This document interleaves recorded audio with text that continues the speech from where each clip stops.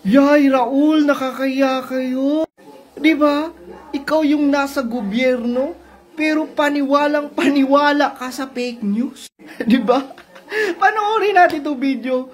Nakakatawa. DepEd Secretary, Mr. Speaker, ito din ay nasa iba't ibang media outlets, Mr. Speaker, nung sinabi ng DepEd Secretary na ang mga rally daw ay siyang dahilan bakit may mga dropouts. And Mr. Speaker, nung tinatanong ang DepEd Secretary, ano ang tugon dun sa issue ng maraming mga nagda-dropout na mga kabataan, kesa po magbigay ng mga hakbang sana, ano ang gagawin ng DepEd regarding that, ang naging sagot po, dineflect ang usapin, Mr. Speaker.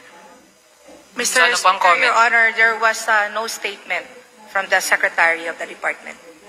There was Mr. no Speaker, statement. parang kagaya din po kasi ito ng tugon sa atin ng Chair ng National Youth Commission na nakuquote po sila at mismo mga matagal na ring media outlets, Mr. Speaker, ang nagsasabi, pero kapag po kailangan natin silang pagpaliwanagin regarding their statements, dinedenay na po ang kanilang mga statement, Mr. Speaker. So ano pong comment ng ating sponsor? Mr. Speaker, Your Honor, in fact, the Secretary of the Department, the Vice President, has issued a statement requesting for media outlets to correct their report. See?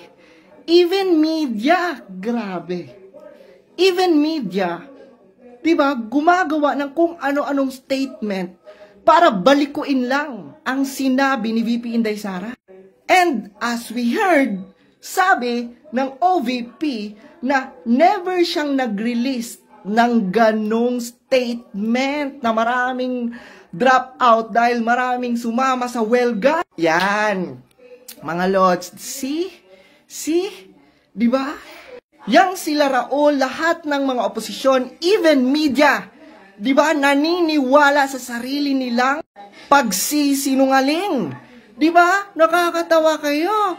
Di ba? Kami pa ang palagi nyo sinasabihan, fake news, fake news. Ano kayo? Kayo ang fake news. Ang lala nyo para lang masira si VP Inday Sara. Babalicuin nyo ang statement. Ba, nakakatawa ka, Raul, di ba? Hindi pala yung sinabi ni VP Inday Sara. Paniwalang paniwala, o di ba? Now tell me, paano tayo maniwala kila Raul? Naniniwala sila sa kasinungalingan at fake news. Yan yung problema sa inyo. Pag kami, fake news. Pag kayo, totoo. Pag kayo, katotohanan. Nek-nek mo, Raul. Tapos ngayon, ang bait-bait mo. Di ba? Halos hindi ka na magkakanda uga-uga-aga sa mga pinagsasabi mo. Halos mabubulol ka na, no? Nung last day, grabe kayo makapag-ingay.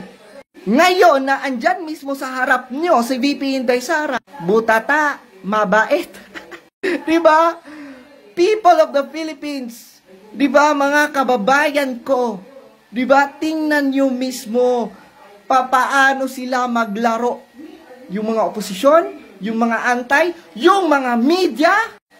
Kaya, di ba, alam na natin ang totoo ngayon. Nakakahiya. Nakakahiya kayo, Raul.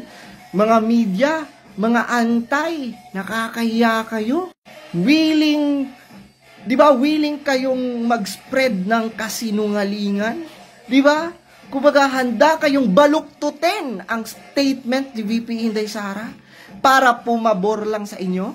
Para siraan ang Vice President ng Pilipinas? Oh, come on!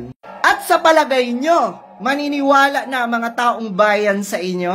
Nek-nek nyo!